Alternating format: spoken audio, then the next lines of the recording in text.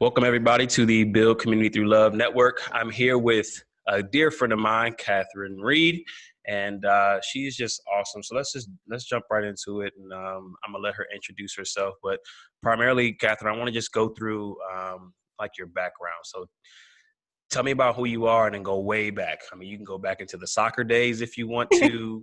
You can go back into the sandbox if you want to, but just let Mhm. everybody know kind of who you are and where you're from. Sure. So I'm Kathryn Reed. I currently reside in Pittsburgh, Pennsylvania, but I grew up in Mansfield, Ohio. I was raised in a two-parent household with one sister, two dogs. How deep are we going here, Joey? Is this good? It Um, depends. It depends. Like, was it grass? Was it a fence? we had we had yards. I mean, Oh man. uh, it's a small town. I considered it rather big because when I was young, I didn't know any better. Now, when I try to explain it to people, they're like, "Oh, you're from like a small town." I'm like, "No, it's technically a city based on size and population," but nobody wants to hear that. So I did public schooling there, got my associates in electromechanical engineering technologies.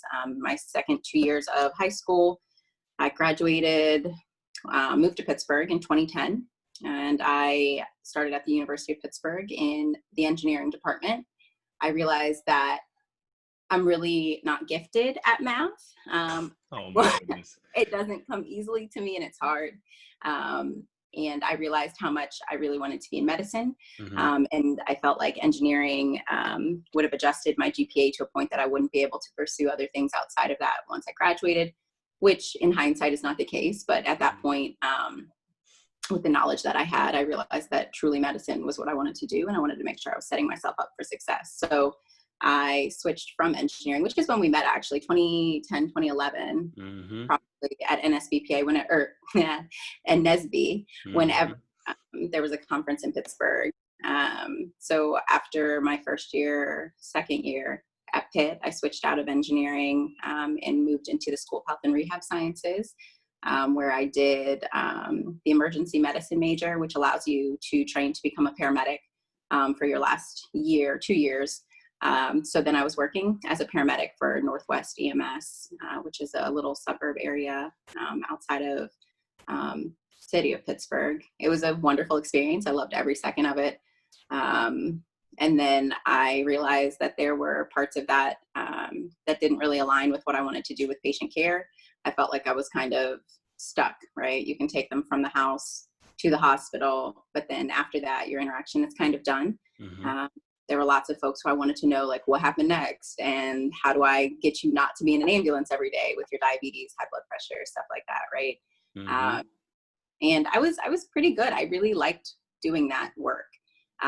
But because of those thoughts, I decided to apply to PA school, um, which was an experience in itself. It's expensive. It's hard. Every school has different requirements. Science GPA is a huge deal. And But like, no math. There's no math involved in that. it's like you need like two math classes, not like 20 classes, which is pretty much all of engineering, or at least the first couple of years, right? Yeah, for sure. Yeah. So, I mean, yeah, a little bit. Um, but so, yeah, I applied and I didn't really expect to get in because there's a lot of information about folks not getting in their first time and how competitive it is. I was pleasantly surprised. I got a couple of interviews. I got two seats, one in Ohio and one in Pennsylvania.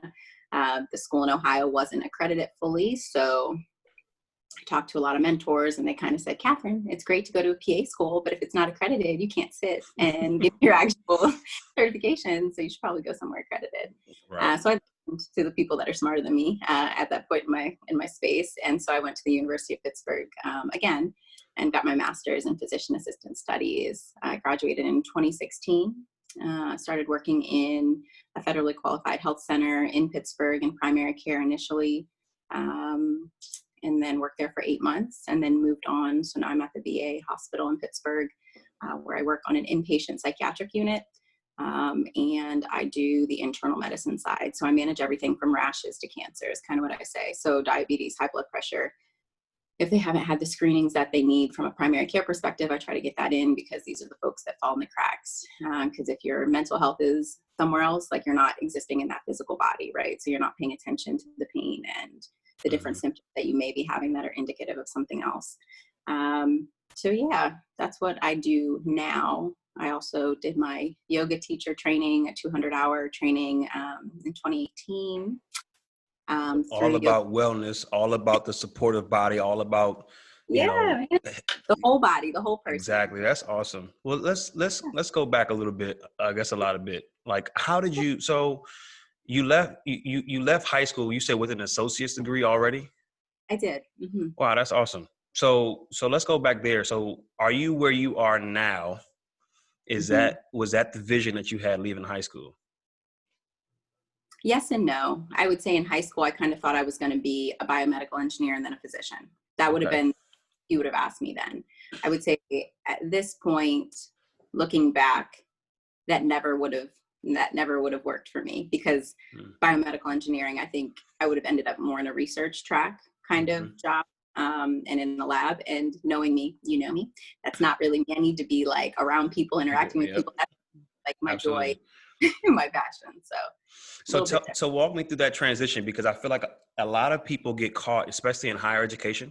A lot of people get caught in the track, and their friends are in that track, and their parents are encouraging them because they think that's the track that you should be on. Right. So walk me through that transition. You said this is between what, year 1 and year 2, correct? Yeah, year 1 and year 2. And so walk me through like the mentality of that, who you were talking to, and then what it took for you to actually go ahead and actually pull the plug. So between year 1 and year 2, I failed calculus, Calc 1, or Calc 2, one of the two. And I had to retake it the summer between those 2 years. And so I was talking a lot to my parents and to my academic advisor at the time through the engineering school, Simeon Saunders, who is dope and who was Black male, who had really been the one to kind of help me through that whole phase, like starting out at Pitt. It's a big transition when you're used to getting material, just innately getting it, right? You read it, it makes sense, you regurgitate it on a test, you're able to pass and do things. And college level courses were not like that for me. It was a big transition. So dealing with kind of like the imposter syndrome of being in a space where I felt like everyone else was getting it and I wasn't, which is something that happens, I think, for a lot of folks of color coming into college or other spaces as you transition in your career. And kind of working through that with Simeon a little bit, and my parents, and working through this idea that perfectionism is not the goal, right? That there is a goal, like there's something to be said for the development of self and figuring out who you are. And sometimes that involves failing and switching and adjusting. I am not that person. I am very much a person who likes to have a plan, achieve the goal, and continue moving. So I think during my conversations with my parents, Simeon, and some of my friends who are also struggling but chose to stay that track, I realized that it just wasn't for me. I knew my goal was in medicine. I knew I wanted to be in medicine. And I felt like this was going to be a hindrance to that. And I think by being able to see that broader picture, and with the support of my parents and Simeon, really, I made that transition. It was terrifying. I felt like I was giving up on something because it was something that I had said for years, right? It was what I wrote in college essays. It was what I had been telling people, right? All of those things. But truly, I think it was the support system that I had and the recognition that I knew I wanted to be in medicine, which is different than some folks coming into college who don't really know where they want to end up on the other side, right? So I was blessed to have that mentality that I knew medicine was where I wanted to be. That helped guide me a bit. So having that representation of a Black male professor who could provide that insight, what did that do for you, a person of color at a primarily white institution, to be able to feel confident and comfortable making that transition? And this is going to be consistent when we talk about the organization that you started, because having that representation is key, because if you can't see yourself somewhere, or if that person is not in a position to give you encouragement and let you know that the actual decision that you're making is not going to pretty much derail your dreams and your goals and your vision. Talk to me about like what he really meant to you in that, and how you were able to have confidence in yourself to make that transition.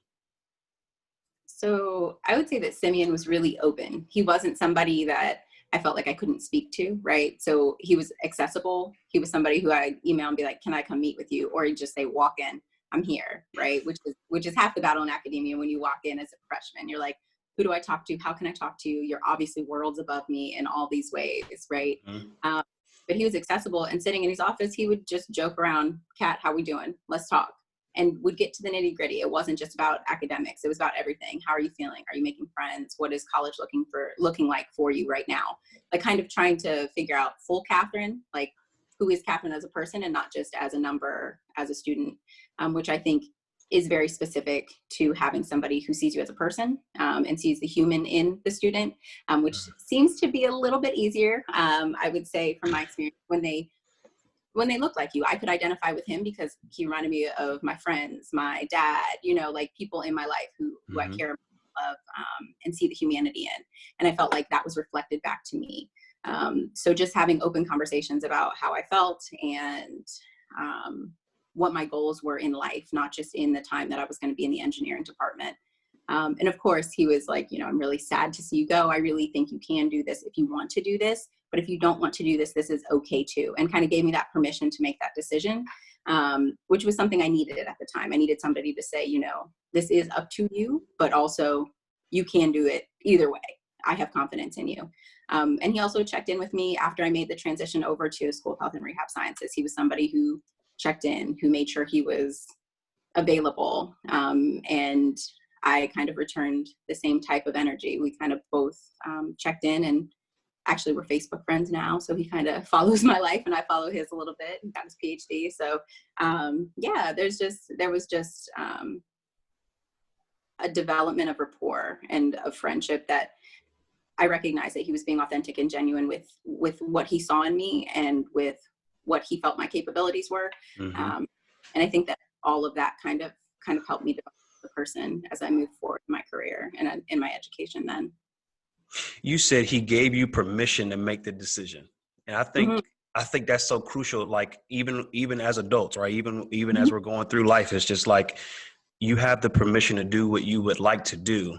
You have to have the courage to pull the plug, and to make that decision. And decisions are always hard, certain ones are always difficult.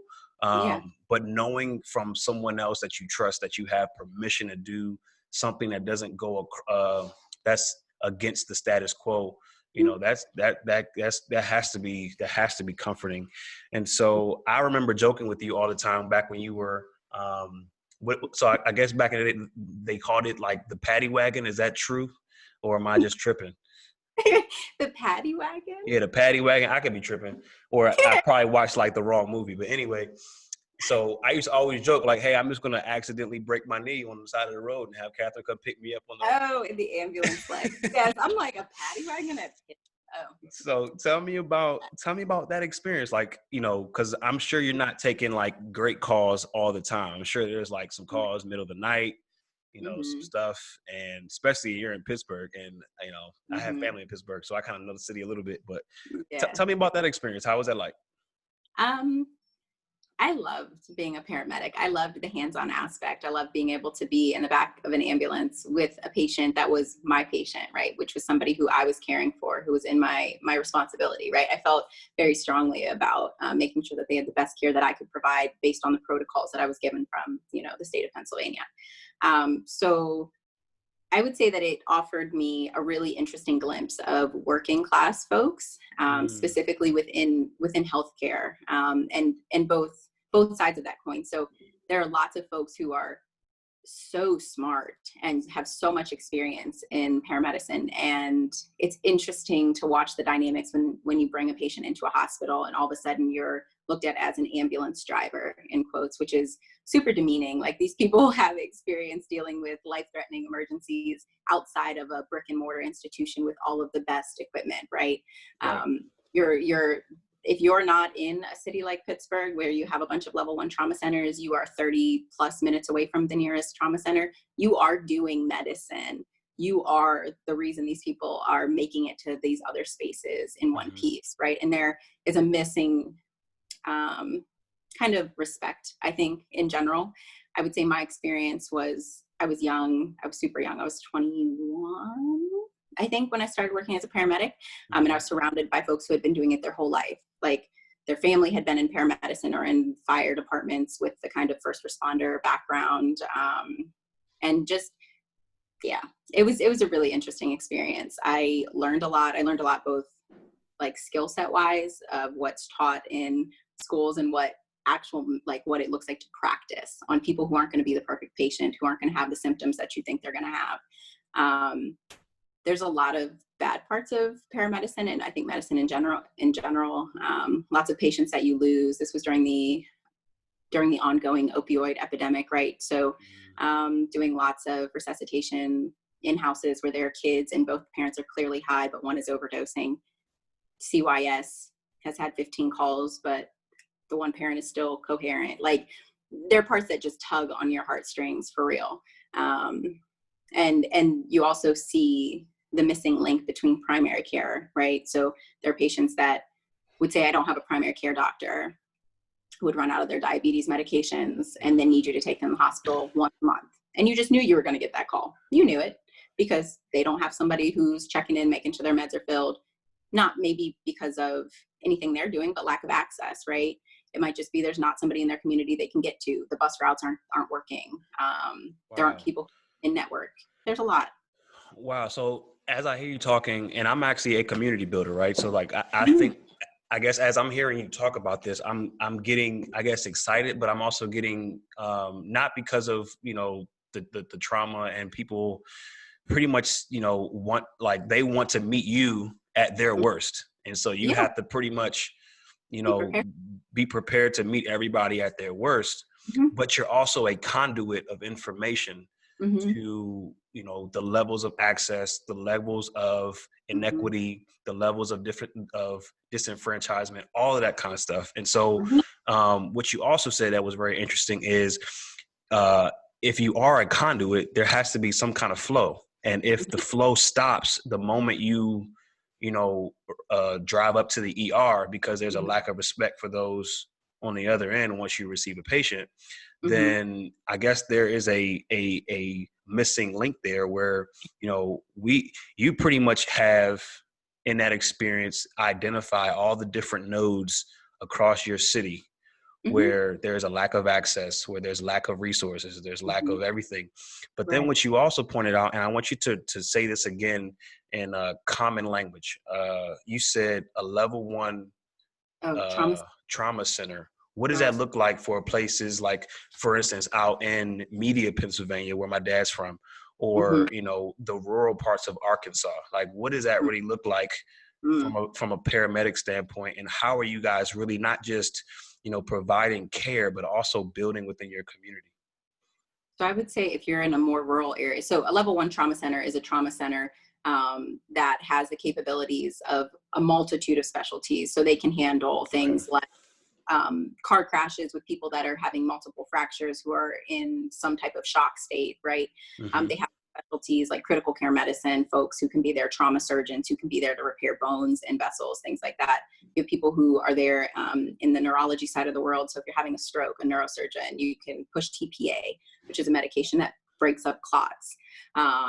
You have access to 1,000,001 other like very high level of medical care. And those are the folks that you want if you're having like the worst day of your life, right? And it becomes like a heart attack or something. You want cardiologists, you want an access to a cath lab so that you can have a cardiac surgeon or a cardiothoracic surgeon snake something up your femoral artery to get into your heart and to find the clot, stent that clot, make sure you're living, right? Or open heart surgeries. Like those are the types of high level things that you'll find at level 1 trauma centers. If you are in somewhere rural, if you are somewhere further out, those trauma centers are spread out more. They're usually based in larger cities because usually they're linked with an academic institution. So like UPMC Presbyterian here, University of Pittsburgh Medical Center's Presbyterian Hospital is a level 1 trauma center. Allegheny Health Network has their own level 1 trauma center too.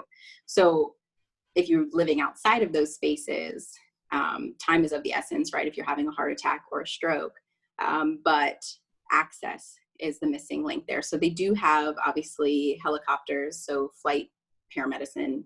So you have nurses, paramedics, who are flying to where you are and getting you to these level 1 trauma centers as quickly as they can.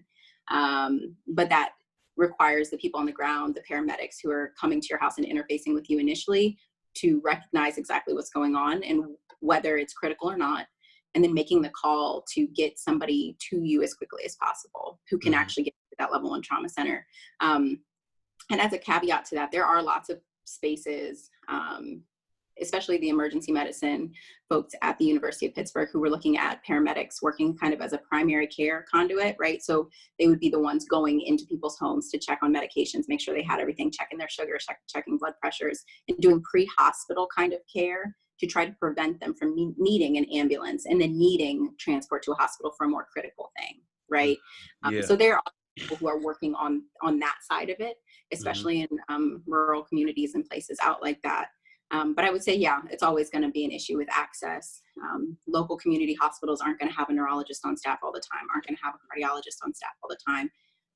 It's just not feasible. So you really have to figure out what's critical, what's not critical, and how to get those patients to the care they need as quickly as they can, or as quickly as you can. That's interesting. So tell me about the best story you had while you're going through. I mean, being on it, is it ambulance, ambulance. What was your, what was that one story that you'll always take with you and actually tell all your grandkids in the next 20, 30, 40, 50 years? There are two probably that I can think of off the top of my head. So I'll give them to you brief so they come up to a story like this. Okay. So the first one would be one of my favorite partners and I, Mark Hansen. He's an EMT. He's fantastic. Oh, Mark Hansen. Anyway, he taught me a lot. So we were on our way at 7 a.m. coming back to the station to switch shifts. We were coming off a shift and we got a call for a guy having a heart attack, which was like 2 minutes from where we are. So we're like, we'll just go because we're here. Obviously, one of those critical scenarios, you need to be timely. And we walked in and this man, he was in a factory setting and he was gray. I've never seen a human gray before. He was gray and looked like he was struggling to breathe. We walked in, he legitimately took his last breath at that moment. And we're like, oh, and immediately jumped into action, CPR, getting everything ready, got his IV, got his EKG, blah, blah, blah, blah, blah, blah, all the things. And we brought him back. That is the only patient that I've ever done CPR on that came back, was awake when we got him to the outside, to the hospital, the level 1 hospital, without what we could see as brain trauma or loss of brain matter from loss of oxygenation, which is truly like part of what comes with when your heart's not working and you're not pumping blood to your brain. And I believe we checked back in later on and found out he made a full recovery and was like at his normal neurocognitive state, was able to like go back to his normal life. And that's a win for paramedics and for paramedicine, right?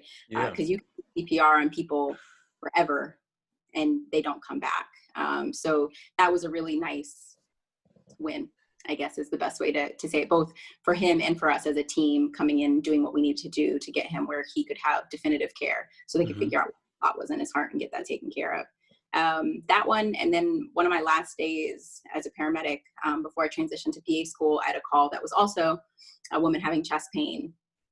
Who'd been having chest pain for 2 days. Her husband had been giving her nitroglycerin, which is a medication to help dilate the arteries. So if you have a clot, it'll help kind of move the artery away from that clot. So hopefully you're not having that type of chest pain. But she was having a type of heart attack where nitroglycerin makes it worse because it's just, the heart's not able to pump as well. And we got to her, we got her to the ambulance. We were on a really busy day and she arrested in the back of the ambulance What does that mean? So she stopped responding. Her heart completely stopped working. Okay. So she didn't have a pulse. She wasn't breathing. So initially when we talked to her, she was kind of out of it because she felt really awful. But by the time we got her in the ambulance and going, she was with me, and then she wasn't. We pulled over to do CPR and her husband was in the front seat and said to me, "Is she okay?" Sorry. And the part of that story that's hard for me is that I can't lie. And you can see me working on your wife, pressing on her chest in a way that no one should ever experience their loved one being, like round, right? and we did everything we could and got her to the hospital, and she's not someone that made it. But the human aspect of that, of having a patient family member tell you like, hey, are they going to be okay? And you having to come to grips with this patient that you probably can't save, and you're going to still try your darndest because the person in front of you loves this person, and you're going to do whatever you can, right? For sure. And the honesty that takes, and kind of the trauma of that, right? Of losing patients, but with the human aspect, the family member right there in your face, asking you, are they going to be okay? And I said, we're doing what we can. I'm going to do everything I can in my power to make sure she is okay. But right now she is not. And he said, okay, turned around, stared out the front of the ambulance and let me do my job. Yeah. But that kind of speaks to like the two different sides of any type of medicine, but specifically as a paramedic or EMT, like you're seeing that trauma, you're having that experience a lot. And kind of the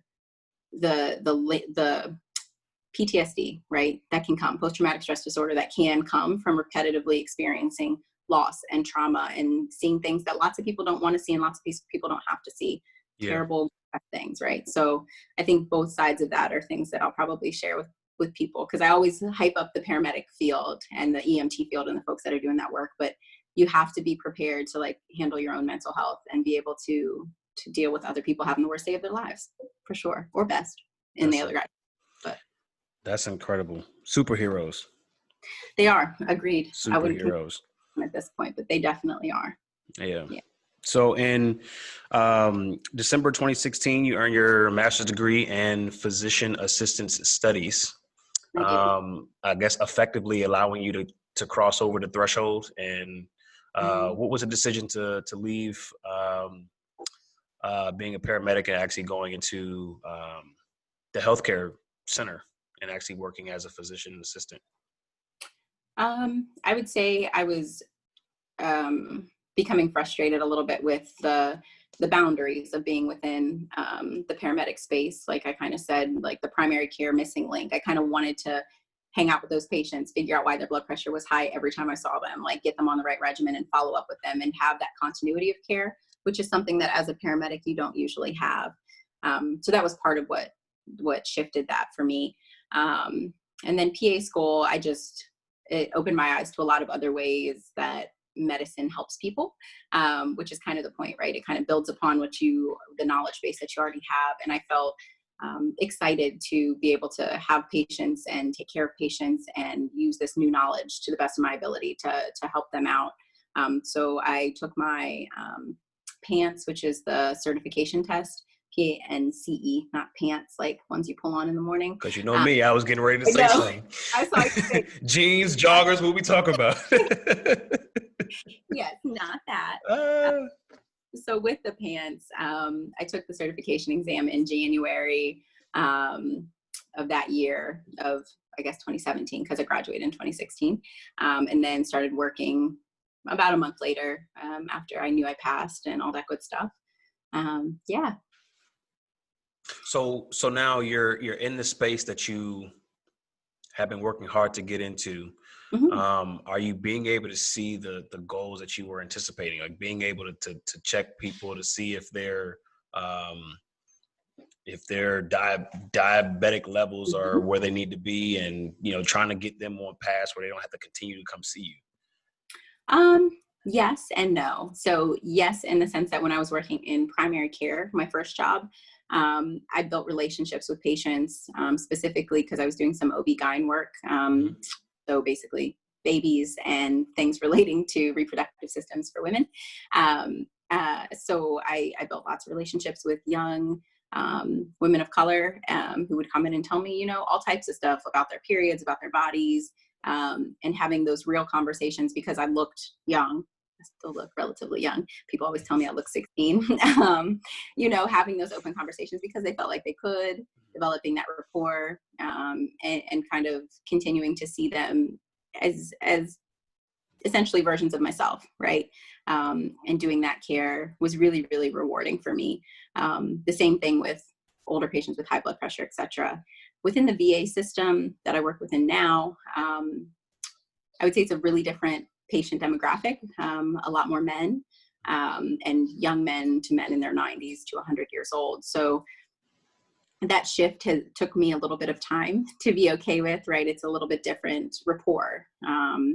But I would say I still find the same joy in bringing those patients in, saying, hey, let's talk about your blood pressure. Hey, let's talk about how your cocaine habit is impacting your heart. Let's talk about like the link here. Let's have those conversations. Let's get you scanned because you had lung nodules 2 years ago that you didn't follow up on for whatever reason, right? Let's get you back in the system that's supporting you or trying to support you. Let's get you this well-rounded care while you're also dealing with your mental health or addiction or whatever's going on that brought you in to begin with. So I would say the continuity piece is sort of there because they're inpatient, but not for forever, right? So they can't come back and see me as an outpatient or as like once they get discharged, they have their own primary care physician or PA or nurse practitioner. So I see them while they're there and I try to get them all tucked in. And then obviously we have lots of folks who come back repetitively for different reasons. So then I see continuity in that way. Not that that's necessarily a good thing because it usually means that their mental health is not stable. So that means that they're coming back for mental health readjustments and or for rehab or whatever else, but it allows me to have continuity for their physical health, the things that I was following. So yes and no. Interesting. So 3 years after you graduated, I'm sure once you walked across the stage, they didn't tell you, hey, by the way, a pandemic is coming. Be prepared. And I'm sure all of your coworkers and everything like that were not sitting there and saying, hey, guess what? We got 3 years while this is still regular. But you better put them pants on because if you don't, this thing is going to shock you. So tell me about what that experience has been like. But kind of walk me through the process. Walk me through, this is a rumor, and this is coming from like just the community, right? Like, this is a beer virus, and people really just kind of playing it up as something that's just, crazy. But, we're Americans, it ain't going to hurt. It's not going to come here. It's not going to offend us. It's not going to hurt us, whatever. And then all of a sudden now the NBA shuts down. But the NBA became like an inflection point for the community.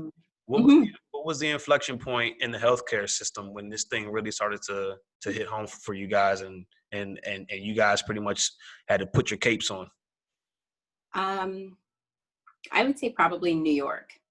When New York started seeing the level and the number and the overwhelming number of critical patients that were dying from COVID, hearing the stories of physicians, nurses, folks who are in healthcare, who are working in those hospitals, when those started kind of coming out, I think every other area, at least in my experience in Pittsburgh, every other area was like, oh, we need to be preparing for this. Because it was kind of more like a vague threat initially, right? It's like, okay, it's in these different spaces. It's terrifying in China. It's terrifying in Italy. You're seeing these bodies stacked, like very terrible and terrifying images, all of that. But when it hit New York, it was like, oh, okay, this needs to be, we need a plan, right? I think that's how all of us kind of felt. We were all terrified. Lots of people ended up working from home and doing telemedicine. That's not something that's feasible for inpatient behavioral health. I need to be able to listen to your lungs on an internal medicine side. The psychiatrists need to be face-to-face with you to some degree. So I would say that was probably when I saw management kind of take well, they were probably having meetings before that I wasn't privy to, but started actually kind of disseminating information about how to stay safe and how we were going to adjust what we did to make sure that we were all being taken care of and that our patients were being taken care of, because we work in an ambulatory unit. So our patients have a room and a bathroom, right, conjoined, but they are able to walk around. They're able to use a common space. We have a common eating space. There are lots of ways that if one person got sick, that a whole unit of 26 patients, including staff, and outside of that, including staff and other providers who are on and off that unit, could be becoming infected and then potentially going home and sharing that, or going to another unit on the hospital and spreading it, not knowing they were a vector. So I would say that was probably the biggest takeaway for us, was just how do we limit these folks from getting sick? How are we screening them? What are we doing to make sure it's not getting passed along if one person gets sick?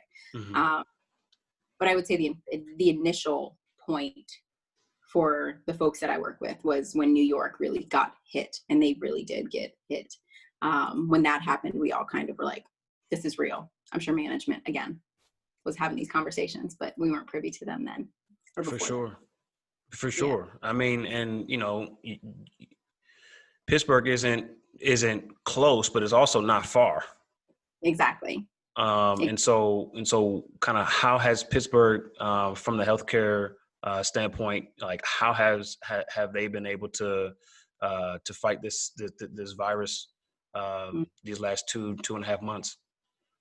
I would say my experience is pretty limited just because I work within the VA system. So I'll give you what I know based on that. I don't know what UPMC and some of the other healthcare systems are doing, but Mm-hmm. I'd say Pittsburgh as a community, once kind of everything got shut down, right, on a state level, Pittsburgh, I think people pretty much listened. Everybody was doing the stay-at-home orders. Folks were really only going out when they needed to. People were really practicing social distancing because I think a lot of people were really nervous and scared, which is an appropriate response to a pandemic with a virus that is mutating and things that we don't know how to deal with, right? And people are dying all across the age spectrum, not just the elderly, right? Those are some common misconceptions that initially people were kind of blowing off. It's Corona, it's a beer kind of conversation. But I think that shifted when the stay-at-home orders came across.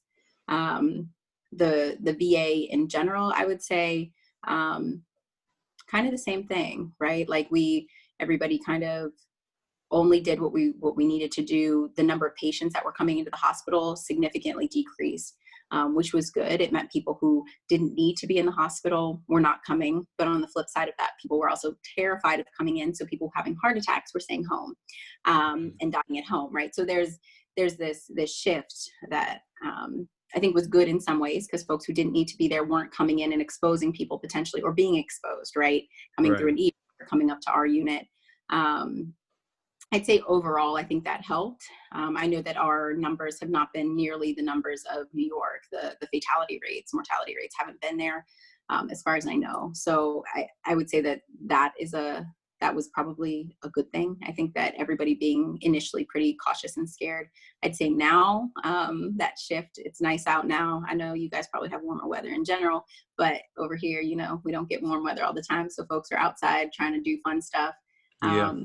And also kind of shifting from like the fear, because now that it hasn't hit us the way it was hitting New York, folks are kind of laissez-faire, kind of blowing it off, a little bit less strict about those 6 feet distances, about making sure that they're wearing a mask. And some people are blatantly disregarding all of that, right? Which as a healthcare professional is terrifying because it wouldn't be, we kind of mentioned this earlier, it's not never, but it's very rarely the folks who are standing without a mask, like screaming their faces off in the governor's office. It's rarely those folks who are going to be the ones getting sick. It's the people that they come into contact after that with, their families, people that are out in public that don't know that they've had an exposure to somebody who has been not wearing a mask for months and has been just not paying attention to what the CDC is saying and all of those things, right? And that's kind of the point of public health and public health crises and why this had to be a full shutdown. Though again, folks will say that the economic repercussions are also a factor. And I hear that. I work in medicine and I'm blessed to have a job, right? I get that I'm coming from a different perspective than a lot of people. So I think that it's a super complex issue overall.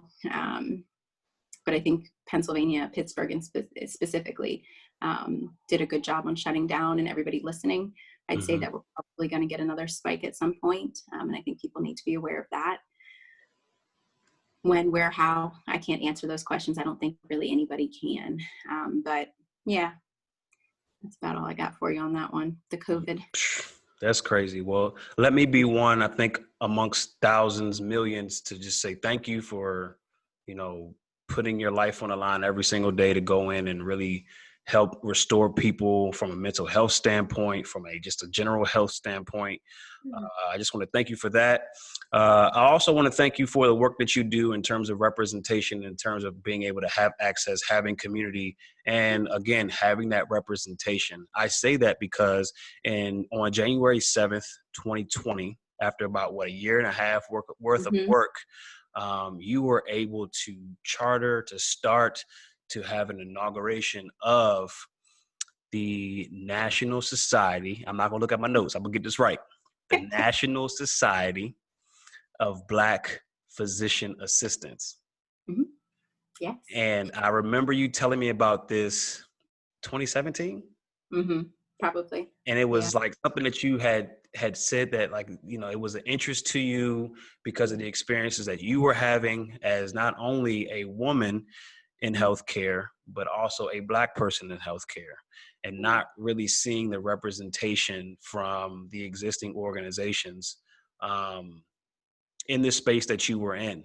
Mm-hmm. And so walk me through, you know, where was the pain point and what allowed you, out of the other hundreds and thousands of Black physician assistants who just, I won't say that they're just dealing with it, but what made you take action?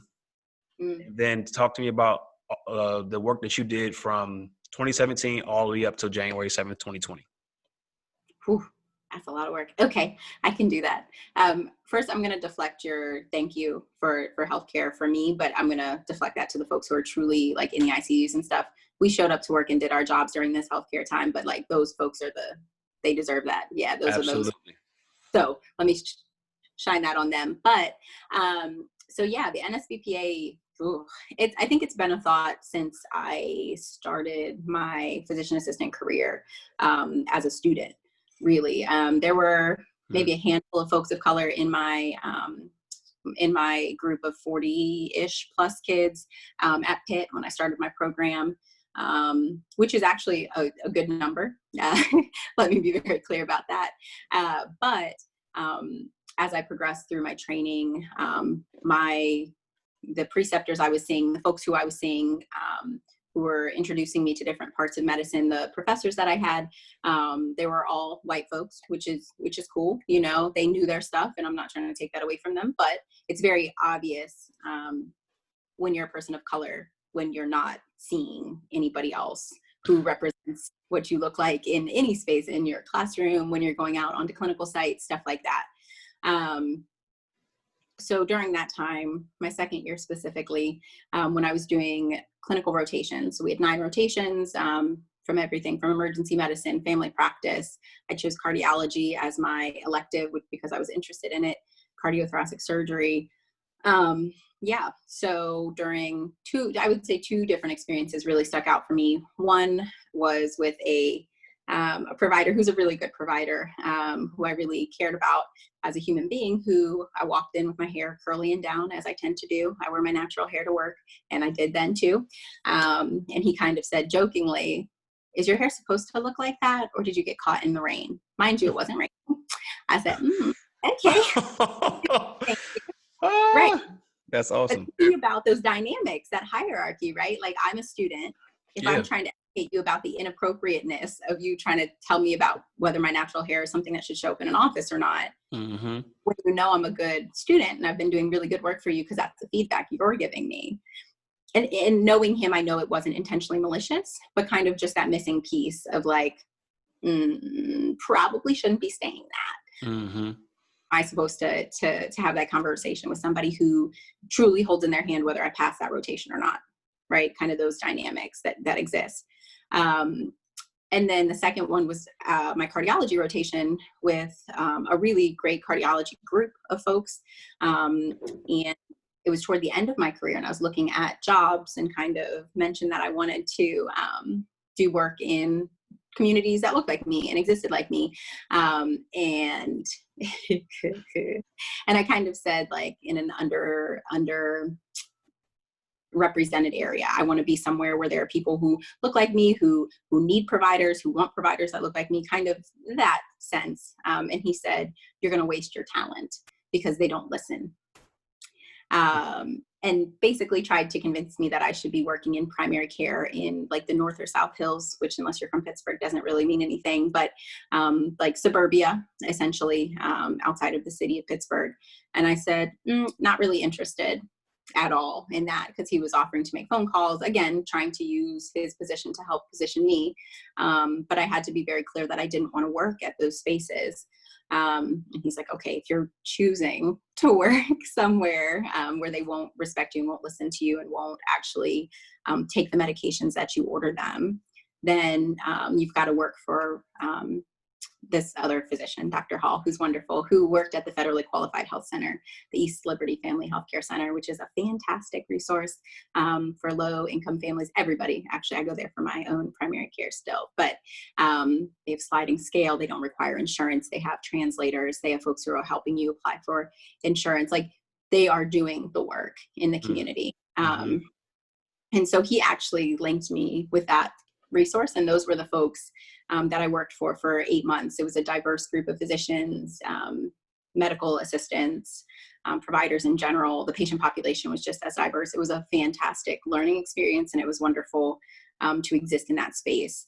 And then kind of coming to the VA, which is everybody, I guess, probably thinks of it as a group of older white men who you're taking care of. I mean, the diversity between white and Black folks and other folks of different ethnicities exists there too, but I would say it is a primarily white area to work within. And so kind of the experiences that I've had both as a student and then as a provider, providing healthcare, and really connecting with brown and Black folks at the VA when I work. And I had one specific experience where a Black man said to me, you know, nobody's ever listened to me about my pain the way you did. And I just listened to his conversation about his pain, and we had a conversation, a real frank conversation about the fact that he was not a candidate for something like opiates for pain control because of his concurrent substance abuse that he didn't want to switch from. He didn't want to stop using cocaine.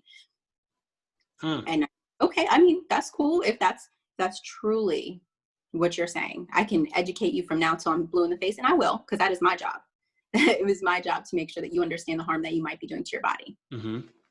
But let's talk about your pain as a separate issue, as an issue we can actually deal with, instead of just writing him off as somebody who only wanted opiates and only wants controlled substances because they have this addiction and addiction behavior, right? And truly, I gave him a lidocaine patch as part of his pain modality treatment. And a lidocaine patch is something that you can buy kind of over the counter. It's something that we use a lot.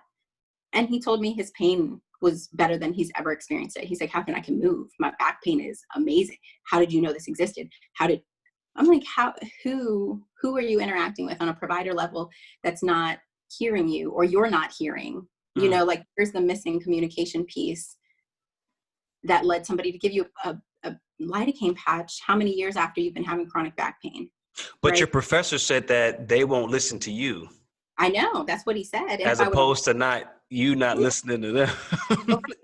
Right. But that's it, right? The challenge that you see is that a physician's never gonna, or a provider's never gonna want to be told that it's their way of interacting with the patient. It's their way of communicating with the patient, right? Like, if you have a hierarchy and you come in saying, hey, I'm the doc, you're the patient, you're going to listen to me. That works maybe some of the time. That's fantastic if it does for you, and that's your patient dynamic. But I would say most people would like to have a conversation with a provider who they feel like listens to them, respects them, sees them as a human being and as a person, and, you know, somebody who's making the money, or is just a job and a chart that they have to review, right? So, and I'm not trying to paint with a broad brush stroke all of medicine and all of providers, but that's kind of the most striking distinction that I've noticed. So kind of all of that coming together, for me, it's always been a recurring idea for me, like, hey, why don't we have a group of Black PAs who can kind of be this community, who can have conversations with students, pre-PA students who don't know what a PA is, right? Folks are constantly asking me what a PA is, what's the difference between a PA and a nurse practitioner or a physician, why did I choose to be a PA? Even folks that I treat, why aren't you going to medical school? Why don't you want to be a doctor, right? And conversations beforehand, right, with communities, specifically for me, of color, specific to Black communities, right? Let's have those conversations, like, let's talk to the babies when they're young and tell them what a PA is. Look at all of this range of healthcare jobs that they can go for, not just PAs, but respiratory therapists, physical therapists. You know, you hear doctor, nurse, right? Like that's what sticks out. But there's this range of great jobs. So if you like medicine, there are these things. So from that community aspect, pre-PA, to PA students like me who are having weird experiences with preceptors, like, who do you talk to about that? Why? What's the point where it becomes harassment? What's the point where it becomes somewhere where you need to get out of because it's unsafe for you or unhealthy for you mentally? Who do you have those conversations with if all of your faculty and advisors are white? Are you able to bounce that off of someone of color? Because primarily most of your students that you're interacting with are also white.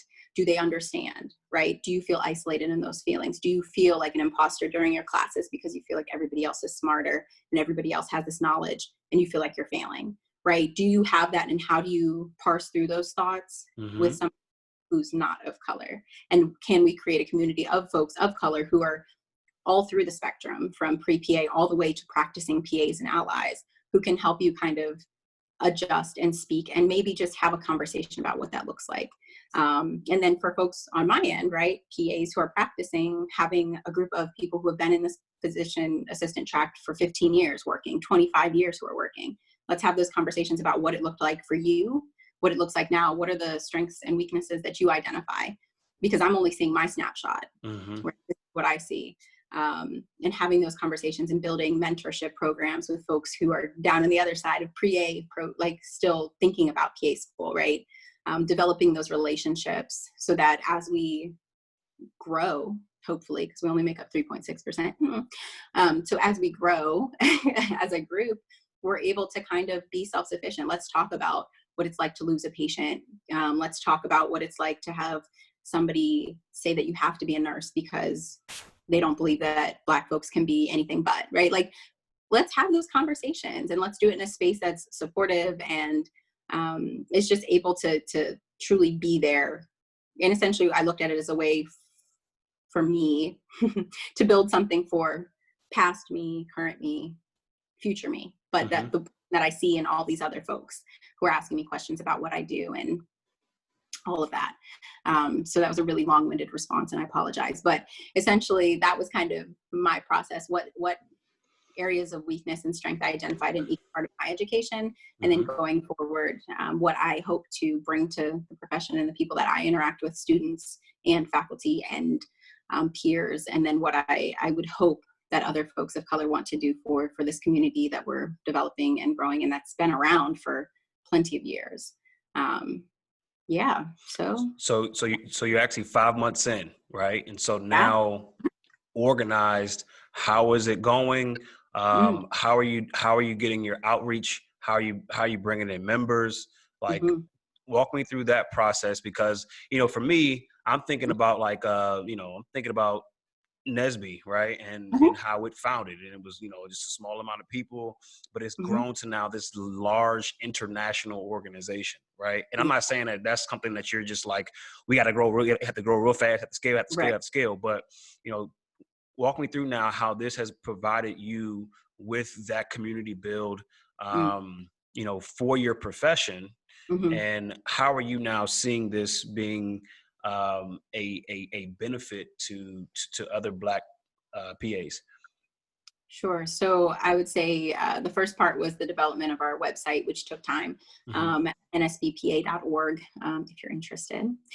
So the development of that website and creating the content for that. So actually writing out our goals, our mission statement, making sure that I knew what I wanted to bring, right? Not being very mindful of the fact that my experience as a Black PA is not everyone's experience as a Black PA, and leaving the door open for folks of every part of this to come and kind of bring whatever they felt like the profession needed into the space.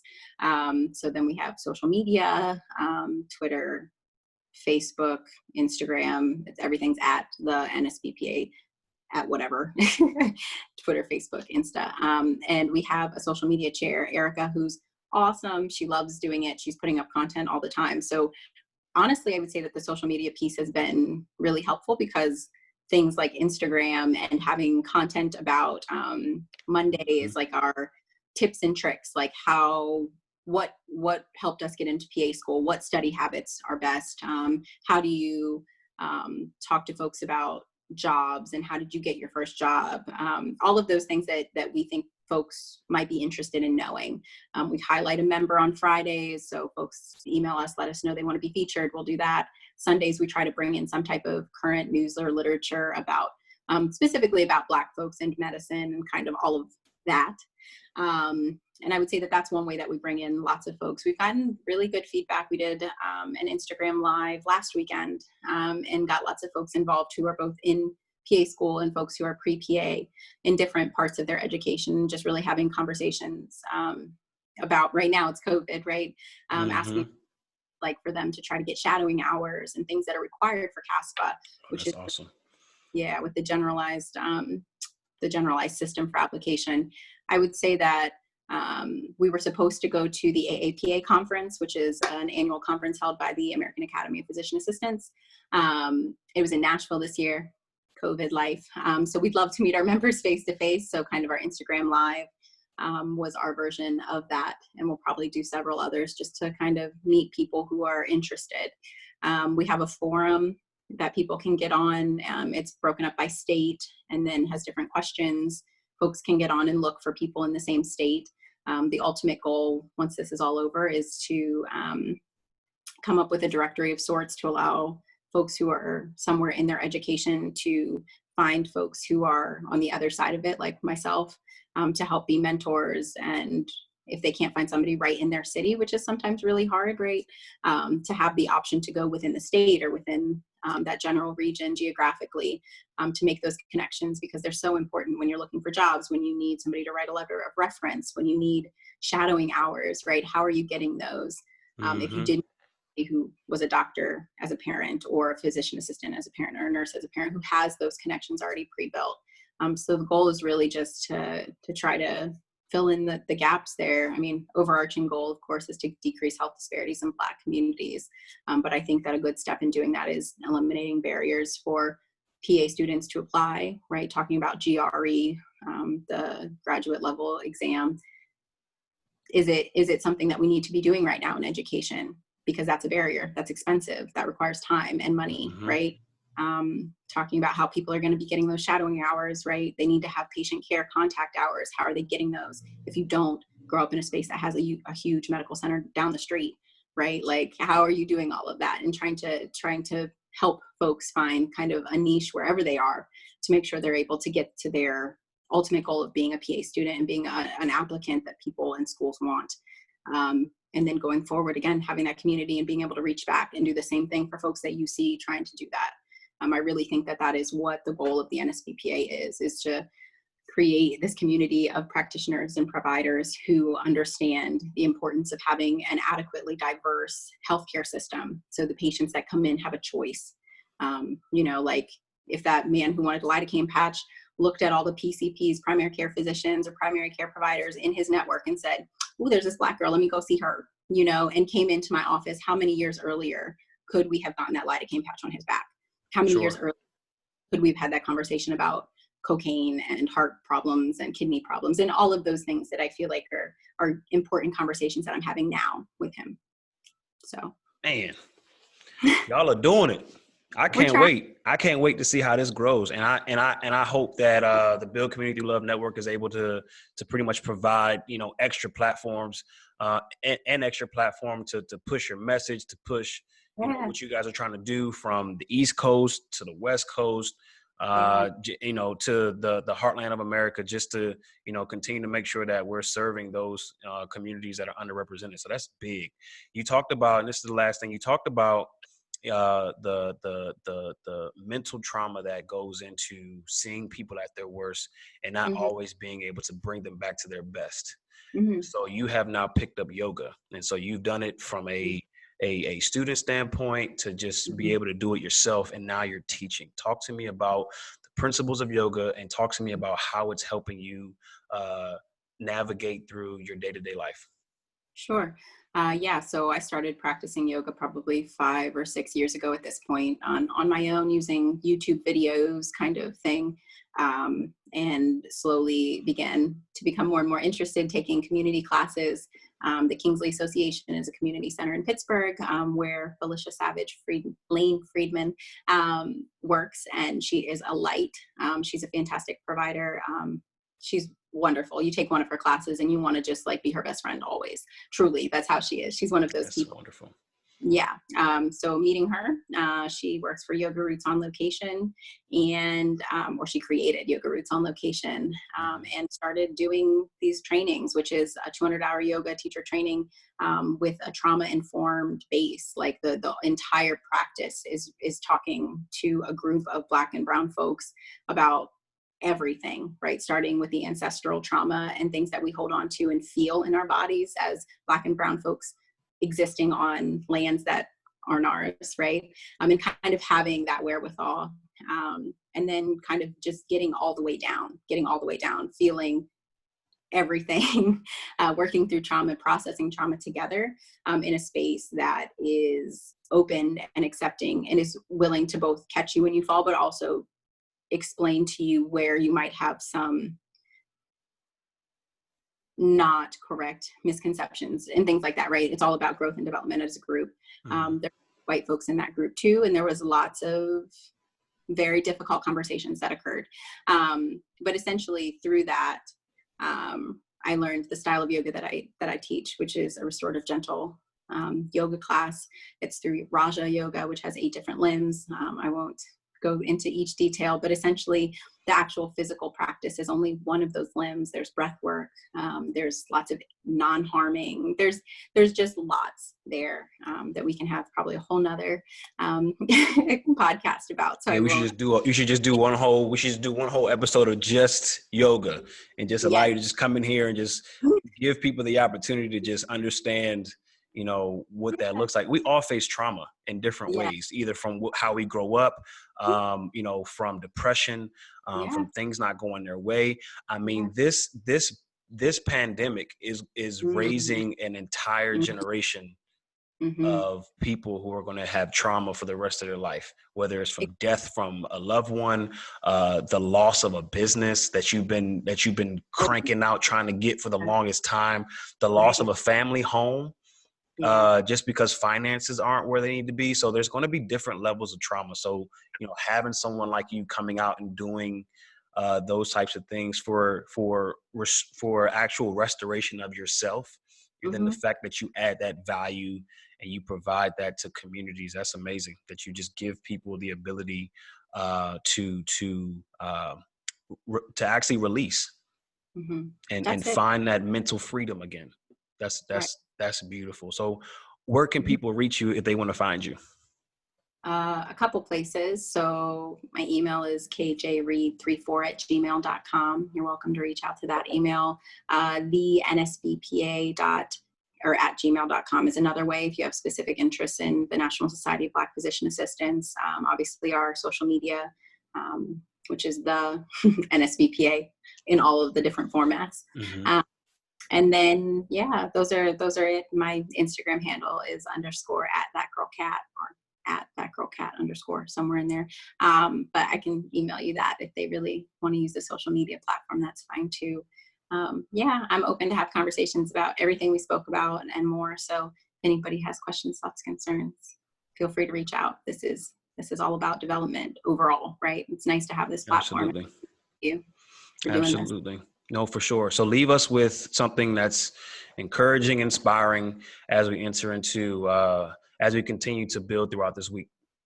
The only thing that keeps coming to my brain during this time is we are all human and we are all here for each other, because I've seen lots of folks that are out here for themselves right now, and that can't be the mentality, specifically now in the pandemic, but always we're interconnected, you know.